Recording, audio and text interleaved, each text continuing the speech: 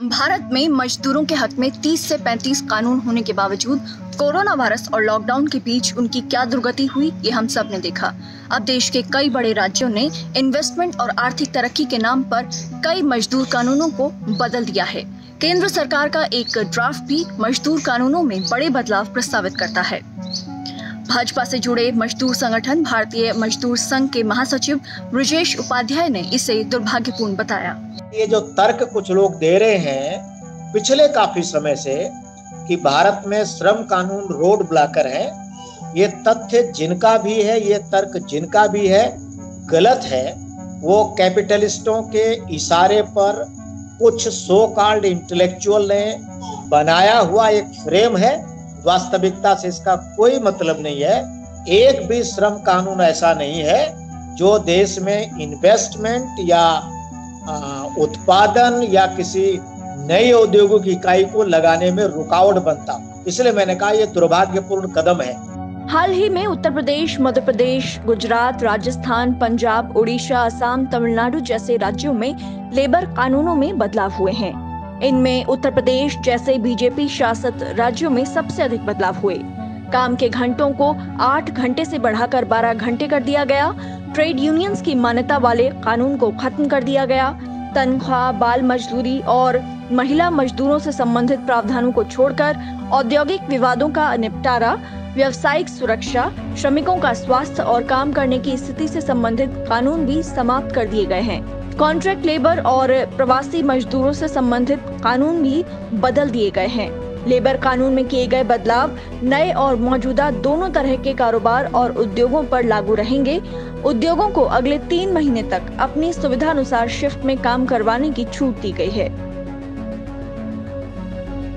भारतीय मजदूर संघ के महासचिव ब्रजेश उपाध्याय ने सरकार का बचाव करते हुए कहा कि ब्यूरोक्रेट्स ने सरकार को मिसलीड किया, लेकिन उन्हें ये बदलाव स्वीकार नहीं है।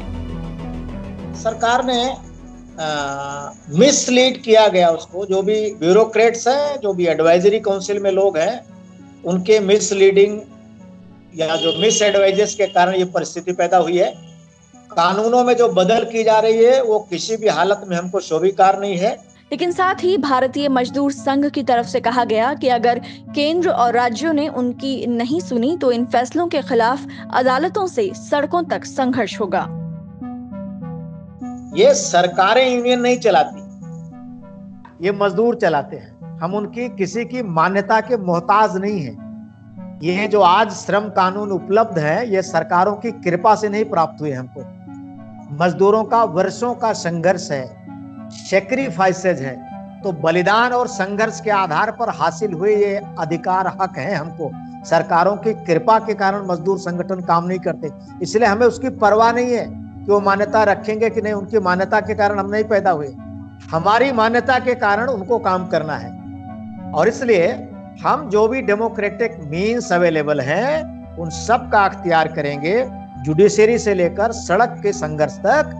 और सरकार को, किसी भी सरकार को गलत काम करने से, मजदूरों के विरोध में कोई नीति बनाने से रोकेंगे।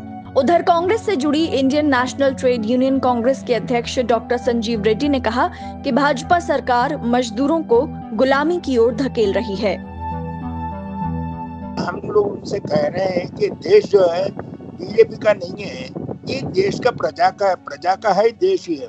देश है, हमारा डिफरेंस हो सकता है, पॉलिटिकल डिफरेंस हो सकता है, यानी तो हमारा लेबर पॉलिसीज में या आर्थिक व्यवस्था में जो पॉलिसीज है उसमें डिफरेंस हो सकता है, मगर देश का अभिवृद्धि करने में, देश का प्रोडक्टिविटी बढ़ाने में, देश को नौकरियां पैदा करने में हम लोग सबके, कोई भी पार्टी का हुकूमत हो उसके साथ हम लोग कोऑपरेट करके चलने को तैयार है।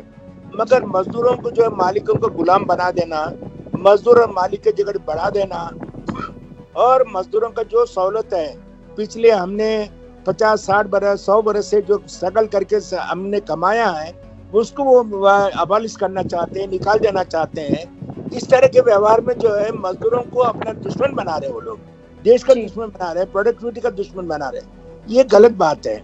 डॉक्टर संजीव रेड्डी का कहना है कि मौजूदा मजदूर कानून खत्म करने से देश में अराजकता और हिंसा बढ़ेगी, जिससे आर्थिक प्रगति को नुकसान होगा।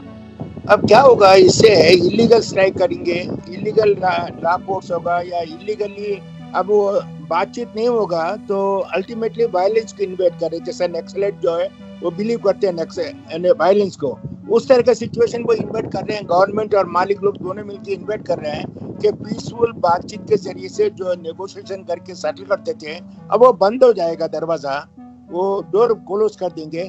तो नेक्स्ट क्या रहेगा? सबटेज रहेगा, स्ट्राइक रहेगा, वायलेंस रहेगा, यानी अन्य इलीगल एक्टिविटीज बढ़ जाएगा। अब पहले कानून के मुताबिक स्ट्राइक नोटिस देता था, 14 दिन का नोटिस मिलता था, उसका कंसिलिएशन तो कंसिलिएशन वेट का, अब ये सब नहीं रहेगा।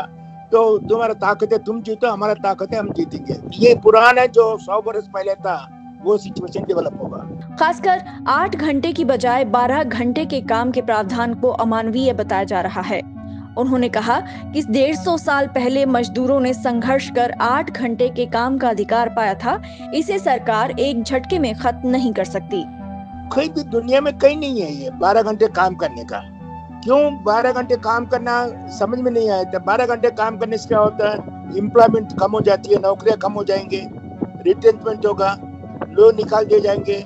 ऑलरेडी इस वक्त जो है हमारे पास 40 to 50% वर्कर जो है कॉन्ट्रैक्ट वर्कर में काम कर रहे हैं, टेम्पररी, कम पगार के अंदर, कम सहूलत के अंदर वो काम कर रहे हैं। 50% अबाउट मेजर इंडस्ट्री में और इनफॉर्मल सेक्टर में दूसरे कार्यक्रम में तो कॉन्ट्रैक्ट वर्कर ही है, या फिर इनफॉर्मल वर्कर्स में इनफॉर्मल वर्क होता है।